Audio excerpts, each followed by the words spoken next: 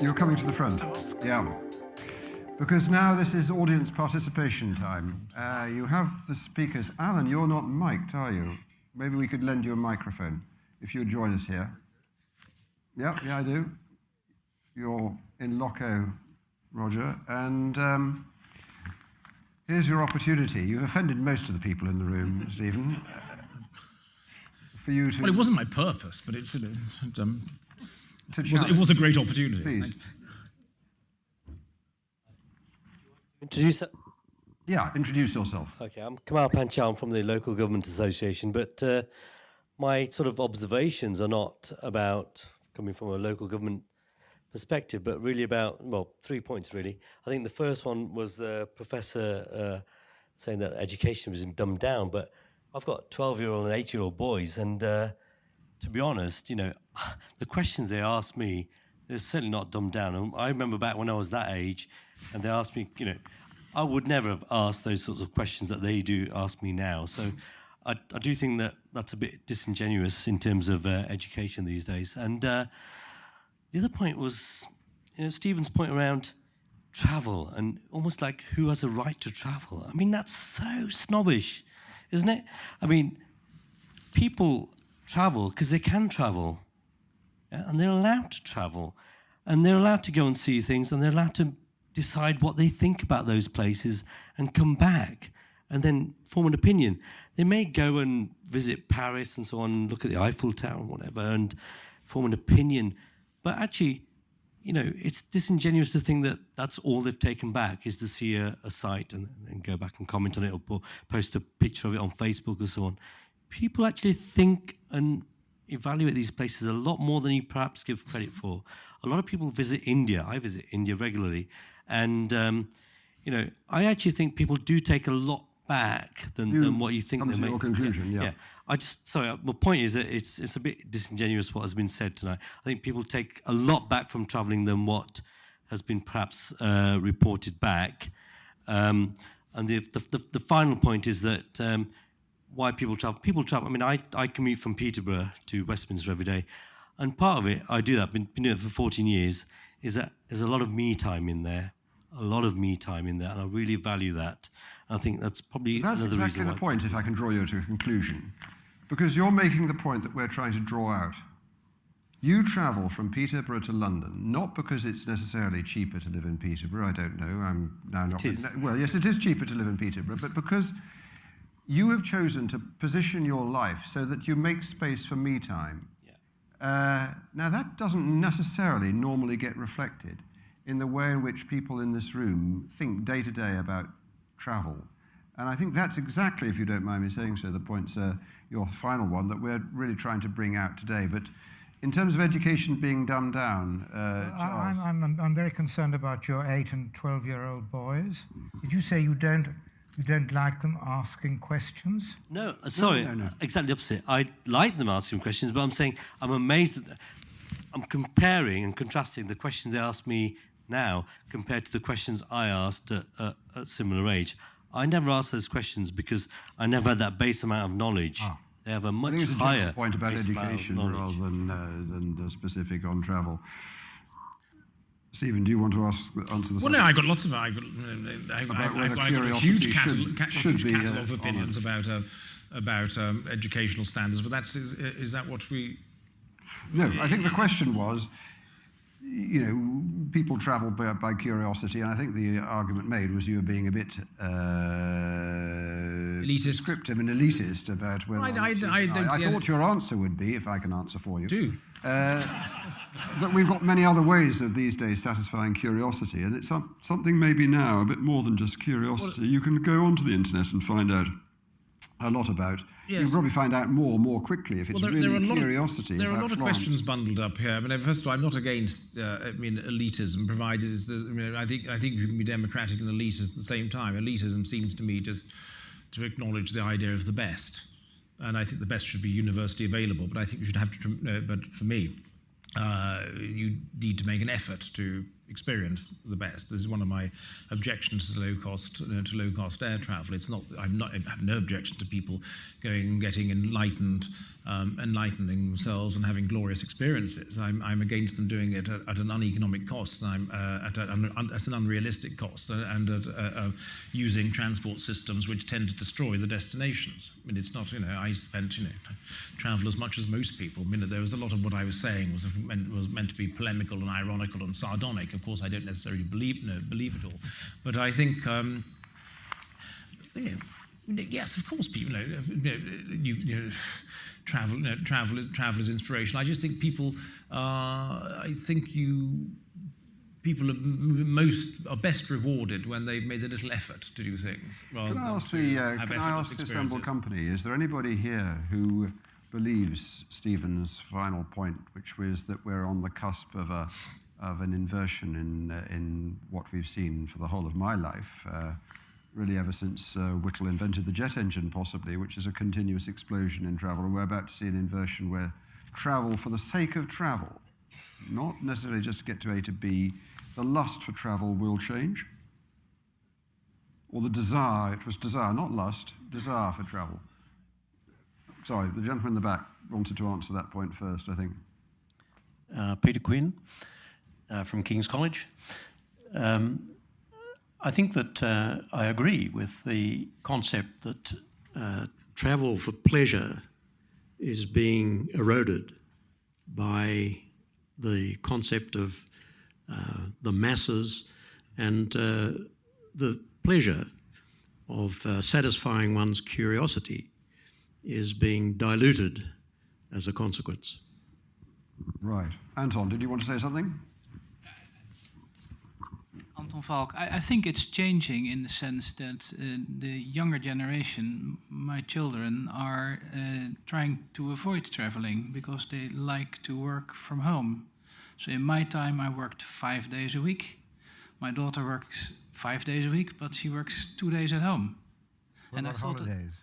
Sorry? Holidays? No, for work. I mean, because work and travel are also together. And you said very correctly that curiosity is one of the, and I like that very much, that when you go to somewhere and you meet people, it's also satisfying curiosity. I think that's... But how does she satisfy herself? I would personally have some sympathy with Charles's view that there is something in our human interaction that requires us to see each other, which a video at this stage at any rate, or a hologram can't replicate. How does she satisfy that in her working environment? Well, because she does that with a lot of people who live in her neighborhood, so that's one thing.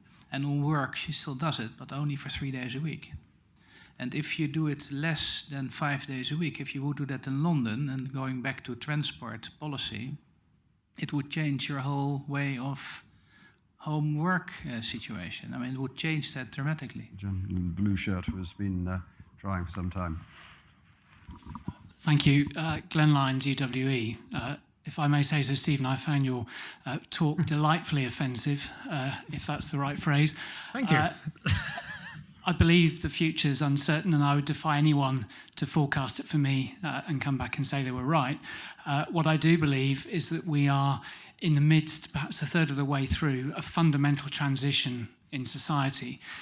The challenge is that that transition is slow. It's taken 20 or 30 years already, just as the transition from horse-drawn to the fully blown motorised age took 60, 70 to 100 years, as did sailing ships to steamships. These things happen gradually. And I think too many of us in this room were born of the motor age. Our children are children of the transition. They're the ones who are living life through a screen. They're seeing things that we simply can't see. And this isn't, I'm not quite sure I go as far as to say the death of travel, but I think we have moved into an increasingly banal existence of travel, and yet we carry still the delusions of past expectations of achievement and social norms. And I think those have adjusted now so that there's increasingly less appetite for travel as we've known it. I think in particular that the car will become a background technology rather than the foreground passion that we've seen for the last few decades. I mean, it's arguable, I would have thought, that fundamentally we as human beings haven't changed. I mean, that you know, the evolutionary pattern that Charles talked about was achieved over many thousands of years.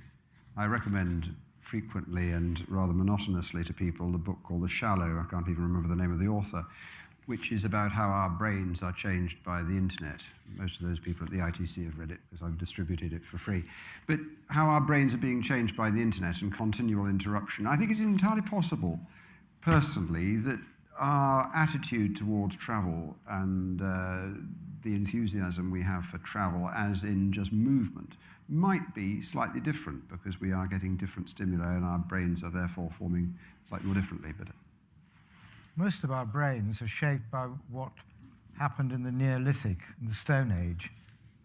We are essentially evolved still from that, because the time since then has been so short, it hasn't actually been enough time to change us. And if you take the last 2,500 years, we are no cleverer than the Greeks of Plato and... Well, I don't know how you would measure that. Cleverness? Yeah, but I think there's your early. I mean, what you earlier said. There's obviously the prehistoric schema which you so eloquently described about hominids leaving Africa. I mean, but I think the idea of recreational and business travel is a very historically specific thing, which begins in the 17th, 18th European century, and I believe is coming to an end now, or at least is coming to a moment when we radically revise our assumptions about it. It's Christian Walmart. I'm afraid that I don't think that Professor Pasternak managed to persuade me. When you look at patterns of travel, first of all, you look at the 19th century, people lived in the same village forever. It wasn't until they got the train and the bicycle that actually they started to, there was no curiosity about that. They couldn't, they travelled to work. They only went occasionally to the next village, maybe if they married the girl from the next town. But I did say the basic reasons that the travel that we share with animals. But I was just finding a mate. That's the point I'd like to make. I don't think you made at all the case for saying that we travel for no purpose. We travel. I think the Great Migrations were probably about food or hunting animals. We travel to go to work. We travel to go see places, which, yes, that's partly curiosity, but it's partly just to get sun or see or whatever.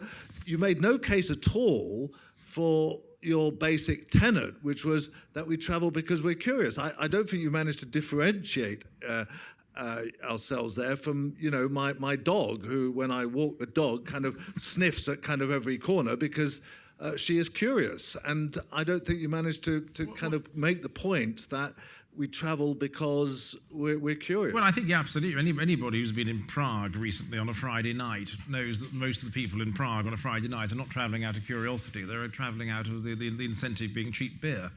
It's not, no one can persuade. I don't want to sound obsessive about low-cost air travel, but I am.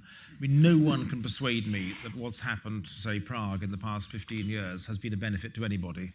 I'll come back to John Pollack, but I just need somebody from the aviation industry sitting in that general corner to defend air travel. I think this is slightly off-piece, but Dale. I'm Dale Keller from the Board of Airline Representatives, so we represent 71 airlines in the UK. But, these are pretty much my personal views as well. It's not just on terms of an association, but we've seen a cycle for sure. We've seen a flattening of aviation demand through the recessionary period we've been through. But if you look at the aircraft orders, going forward, we're seeing some strong growth projected as these new aircraft fleets come in.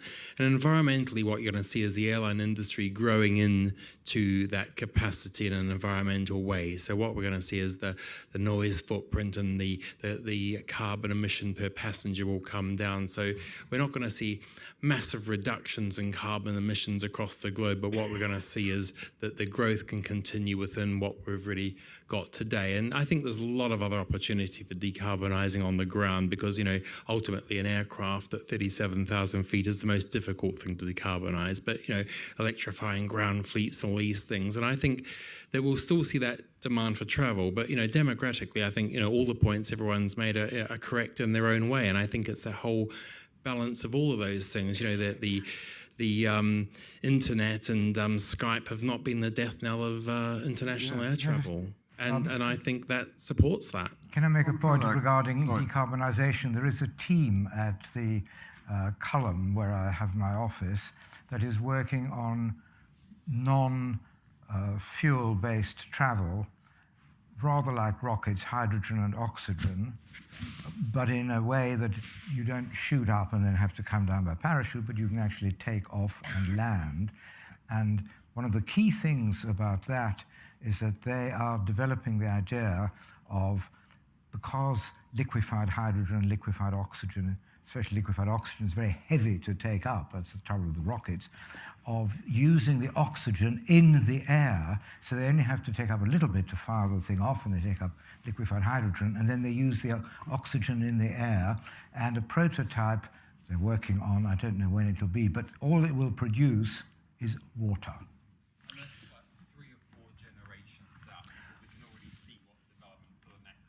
Well, I wouldn't say 3 or 4 generations. But isn't one of the objections, though, about, as I just hinted about, we can make the new generation of the 737 MAX, the A320neo, and the rest of they're going to be much cleaner, more efficient. But it's not. I mean, that's welcome, of course. But there is no amount of improving the efficiency of the oil-burning jet engine is going to remove the fact that aeroplanes cause condensation, create artificial clouds, which now certain evidence pointing to has a contribution to warming. Thank you. I want to make 3 points briefly. First is Could it be one? I think we need to guard against the temptation to think that we live in an era of transformation. It's the conceit of every age to believe that that is true. Occasionally it's true, but mostly it's not. I think the second point is that one of the messages, it seems to me, that's come out of the presentations this evening, that's a very strong one and that we can all take away and use practically, and we have the means to use practically, is the idea that the time we spend traveling has a value inherently that is distinct from the value associated with the thing we do when we get to the other end. Recognizing that analytically and economically is rather straightforward. We just tend not to do it. The third point, with apologies to Stephen, is an attempt to rescue the idea of libertarianism from the slap-about treatment earlier. We travel because it is an expression of liberty. Aristotle was quoted earlier. I shall quote Plato. To know is to be free. We are curious because we wish to know, and we wish to know because we wish to be free. And one of the things that troubles me most profoundly about the current policy debates, and those which have pertained for the past few decades, is the attempt to pathologize transport and movement, because it seems to me that's an attempt to pathologize liberty. And we do that at our peril. Thank you. Oh. I'm going to ask Rod. Rod Smith. I'm going to have 2 more, then we must let Philip draw this to a conclusion. I think there's an element here of not really taking into account what I might call contentment or happiness. I'm reminded of my grandmother, who was truly a Victorian creation, who'd never seen the sea, who never climbed the hill at the back of the house because she didn't see the point of it, but lived an extremely contented and happy life. And I compare that with my life, rushing across the globe, booking air flights to Tokyo at the drop of a hat and so on and so. Is my life any happier? I'm just coming to the conclusion it's not. And I think this element of contentedness and happiness is very important in people's psyche, and more people are realising that it's not necessarily satisfied by travel. Yeah, well, you and Stephen, by the sounds of it, agree. Lady next to you. Thank you. Anne Fry, independent consultant. I wanted to come back to the point about curiosity as the driver for travel, and the fact that young people are travelling much less, they're much less likely to get driver licenses and so on. And just wondering where that's taking us in the future. fascinating bit of research from Montreal which shows that since young people no longer travel across the city to meet up, but they communicate by social media, teenage pregnancy rates have plummeted. So some interesting consequences. But what is it telling us? Has curiosity gone from the younger generation?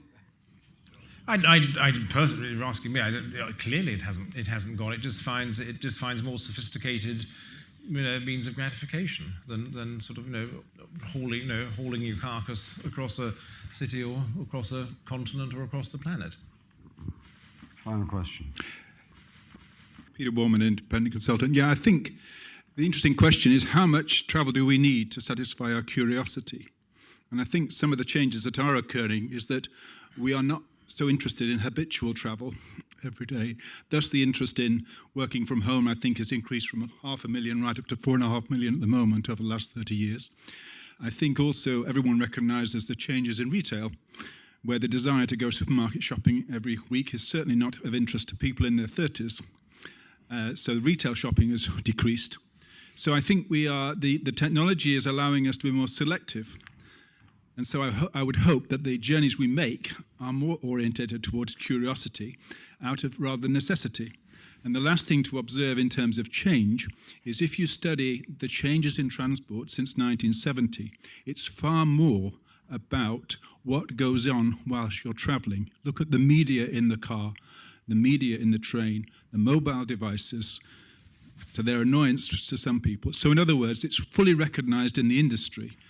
It's not the movement that's changing, but the enabling of doing different things whilst travelling. So there's a few points there. Thank you very much. Before we ask Philip, who is the Permanent Secretary of the Department for Transport, to conclude, and has the job, therefore, of turning all this thought or points into a transport strategy and plan for our country, maybe I could ask each of the speakers in no more than a minute to respond with points that they wish they'd had a chance to make as a result of this dialogue. Maybe in reverse order. Stephen first.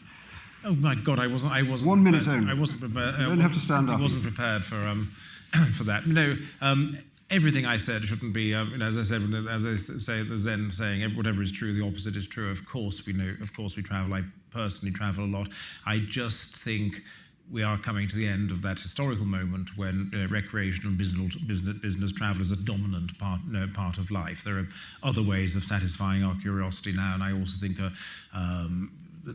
people need to exit as far as low-cost air travel is concerned. I passionately believe people need to exercise a certain amount of self-restraint and need to pay an economic price for the experience they're having.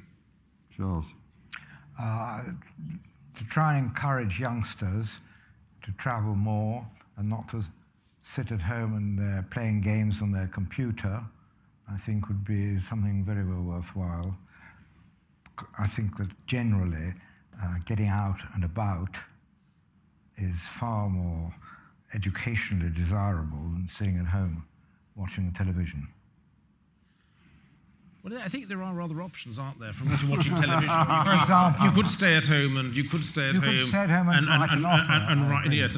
write a book or do some cooking or design an orrery. You don't have to watch television. I think some of my heroes used to spend Montaigne, Voltaire. I mean, they had a jolly good time sitting at home, looking after themselves. I don't think their curiosity was inhibited by either just living in their tower or their garden. Alan, you design things for travel, and you know how to satisfy people's travel or the environment for travel. I think for the ITC, this study that we've embarked on is an enormously interesting subject, and it's very, very interesting to hear the complete divergence of views, because I imagine that many of us here tonight have never really discussed it very fully.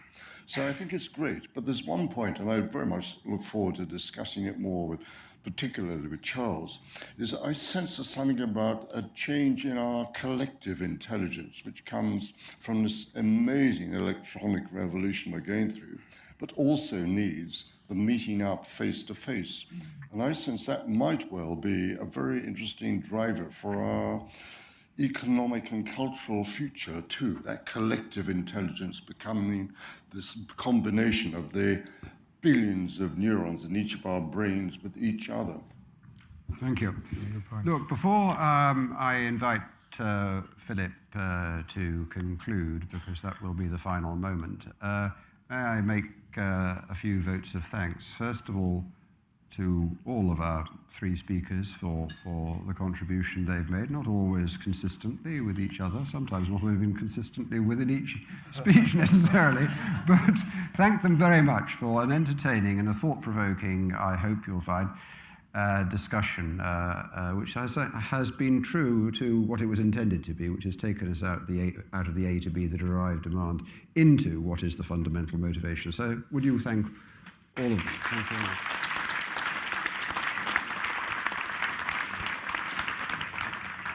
I would also just like to thank particularly the people who've made this possible, not just the people within the ITC, Brighton, Lucy, and people who are here today, or the commissioners who put an awful lot of effort into other things and projects that work, but also to my colleagues. Rothschild is a slightly unusual organisation, and today is our summer party, announced only 2 weeks before the summer party, and it's the first in 8 years, and so they're foregoing the prospect of going into the Tower of London for a summer party to look after you tonight. So thank you very much for that. And finally, Philip, who is not Mary Cray, who was intended to take on this role, but she decided at the last minute she didn't want to. And Philip, therefore, thank you particularly for standing in. The only similarity between Philip and Mary Cray, as far as I'm aware, is that you both cycle. But I've known Philip an awful long time, and I know him as obviously out of the Treasury originally, but a keen transport enthusiast, not just by virtue of his current responsibility. A cyclist, as I said, interested in the structure of the railway from way back where we first met. Philip, how on earth are you going to put all this together? How on earth, Simon? Indeed, you didn't quite warn me. But let me have a go. You wouldn't have taken it on if I'd warned you. No. I come from the utilitarian end of this business. I come from, indeed, having discussed derived demand only today, spending my time looking at port statistics. Can we regionalise them? Thinking about investment projects. And I kid you not, yesterday evening's discussion for me was about the weight of agricultural trailers. So, against that utilitarian background, and much of transport, to make sense of it, is about how we resolve those issues big and small and in between, in a way that's timely, meets people's needs, allows people to go on flights to Prague when they want to, meets all sorts of social needs. Against that background, I have to say it has been a delight to hear about some other rather more fundamental aspects of human travel. There's been quite a lot of contention, quite a lot of debate, but actually I think there's some things underlying all of this are quite held in common. So we heard about travel as a response to human curiosity. We heard about it as a response to human desire. Perhaps those two are not very far apart. And underneath it all, I think we heard a lot about travel and as an aesthetic experience, the sensory aspect of travel. And it may be that the value of that sensation goes up and down as more and more stag parties go to Prague. Fewer, perhaps, spend their time elsewhere. The value of the aesthetic value, the sensory value of different experiences can change over time, just as the financial and monetary value can change. But that we should think about the aesthetic experience, the human satisfaction to be derived from the aesthetics of travel, strikes me as a very, very pertinent and central point for policymakers, for strategists, as well as for aesthetes and practitioners of every kind. So that point about the aesthetics of travel, the sensation of travel. And I say all that I've got three experiences came to my mind as I was listening to the contributions, which allows me, I think, in some respect, to agree with each of the speakers. I'll be going home on my bike, reflecting the value of living not so far from work, the pleasant sensation of cycling through the city on a summer evening. I share some of your feelings, Stephen, about airports, at least at 5 o'clock in the morning, when I will be taking my eldest child to a well-known airport in order for her to get a flight, a long distance. I have accepted that this is the father's duty. So that's some of the downsides of travel. But she'll have a great time. She will be taking advantage of everything you've said, Charles, about going out and exploring the world. She feels none of these reservations. She is there to explore and learn. And yes, I fear ultimately she will feel some sense of disappointment. But let's postpone that for at least a few years. And then the third moment that came in my mind in my near future is when I take another child this is, again, not so much the father's duty, but the father's calling, to walk with me across Wales, north to south. Now, she may find that, so far she's managed to express some enthusiasm, but that is, if you like, another aspect of the aesthetics of travel. And okay, it's not on a par with Ibn Battuta or Marco Polo, but still, it should be good fun. And fun is one word I want to add to this. So, I just want to say, you've already said thank you, Simon, but I was told to do the vote of thanks, so I'm going to do a thanks again. I'm going to thank Charles for making the emotional aspects, the sensory aspects of travel, giving them a logical basis, a very rational basis, which we can all grasp. I want to thank Stephen for being particularly provoking and for quoting Ruskin and for making the first use of the word orrery in a transport lecture that I have heard and that I think I ever will hear. So I want to thank all the speakers, and I want to thank the ITC for convening such a thought-provoking and aesthetically satisfying debate. Thank you.